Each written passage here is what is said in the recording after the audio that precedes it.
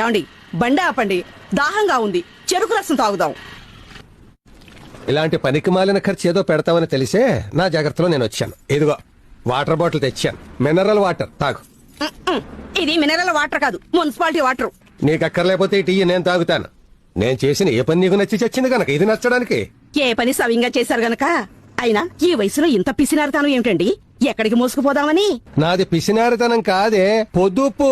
అబ్బో, పొదుపు చేయబట్టే ఏడంతస్తుల మేడగొన్నారు. అందరిలాగే మీ నాన్న కూడా నాకు లక్షలు కోట్లు కట్నాలు ఇచ్చుంటే నేను దుబారా చేసేవాడిని అంతేనా. ఇంతటి మన్మధుడు లేడని మొహానికి పిల్లనివ్వడమే ఎక్కువ, పైగా మళ్ళీ కట్నం కూడా.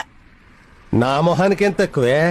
ఎక్కడికి వెళ్తున్నావో చెప్పమని ఇప్పటికి 10 సార్లు అడిగాను. నోరు మూసు కూర్చోమని 25 సార్లు చెప్పాను. అబ్బబ్బబ్బా, ఈ ముసలాడితో చచ్చే చావు వచ్చిందిరా దేవుడా. నేను ముసలోణ్ణి, నువ్వు 16 ఏళ్ల బాలాకుమారు. మరి బాలాకుమారి కోసమే ఆషాఢ మాసంలో గోడ దూకి మోకాళ్ళ మోచింపుల పగలగొట్టుకున్నారు. మాట్లాడితే ఆషాఢ మాసం ఒకటి దొరికింది రేకు. ఆ పేరు ఎత్తద్దని అనేక సార్లు చెప్పాను. ఉడుకుపోతు పద. గుండ్రైలో అలా కూర్చోకపోతే దిగచ్చుగా. బండి ఆపడానికి బలం లేదు గాని